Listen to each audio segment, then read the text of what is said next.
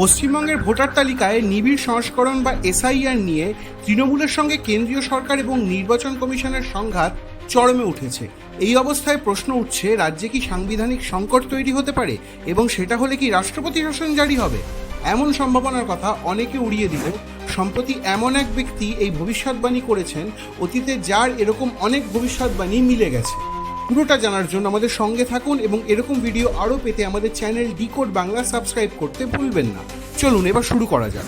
পশ্চিমবঙ্গে জানুয়ারি মাসেই রাষ্ট্রপতি শাসন জারি হতে পারে, এমনই চাঞ্চল্যকর দাবি করেছেন প্রশান্ত কিনি নামের এক জ্যোতিষী, যিনি নিজের এক্স হ্যান্ডেলে গত জুলাই মাসে ভবিষ্যৎবাণী করে লিখেছেন 2026 সালের জানুয়ারি মাসে পশ্চিমবঙ্গে রাষ্ট্রপতি শাসন জারি হবে।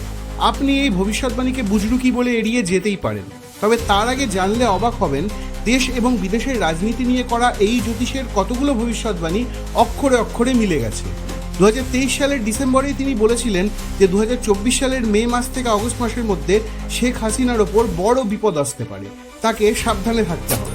আর 2024 সালের অগাস্ট মাসে বাংলাদেশে কি হয়েছিল তা আমাদের সকলের জানা। 2023 সালের ডিসেম্বরে তিনি আরেকটি ভবিষ্যৎবাণী করে বলেছিলেন যে ডোনাল্ড ট্রাম্প খুব সম্ভবত আমেরিকার পরবর্তী রাষ্ট্রপতি হতে চলেছেন। ঠিক সেই মতো 2024 সালের ডিসেম্বরে ট্রাম্প আমেরিকার সাধারণ নির্বাচন জেতেন এবং 2025 সালে দ্বিতীয়বার প্রেসিডেন্ট হিসেবে শপথ নেন।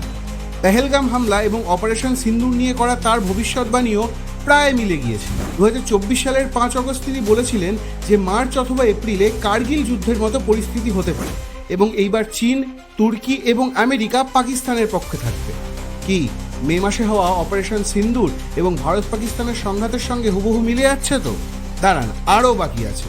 2024 সালের 5 আগস্ট তিনি আরেকটি ভবিষ্যৎবাণী করেন, যেখানে তিনি বলেন যে ভারতের সকল প্রতিবেশীদের জন্য আগামী দিনে বিপদ আসতে চলেছে। পাকিস্তান, বাংলাদেশের পর নেপালের নম্বর। 2025 সালের মার্চ মাসের মধ্যে নেপালের গণতন্ত্র বিপদে পড়তে পারে বলে তিনি ভবিষ্যৎবাণী করেছিলেন এবং শেষ পর্যন্ত নেপালে গণ অভ্যুত্থান দেখা যায় 2025 সালেই, তবে সেপ্টেম্বর মাসে। তাহলে এবার আপনারাই বলুন, এই জ্যোতিষের ভবিষ্যৎবাণীর ওপর আপনারা বিশ্বাস করবেন নাকি করবেন না? বাংলায় রাষ্ট্রপতি শাসন জারি হলে কাদের লাভ হবে আর কাদেরই বা ক্ষতি? কমেন্টে সেটাও জানাতে ভুলবেন না। আমাদের ভিডিওটি ভালো লাগলে লাইক, শেয়ার ও সাবস্ক্রাইব করে পাশে থাকুন। দেখা হচ্ছে পরের ভিডিওতে।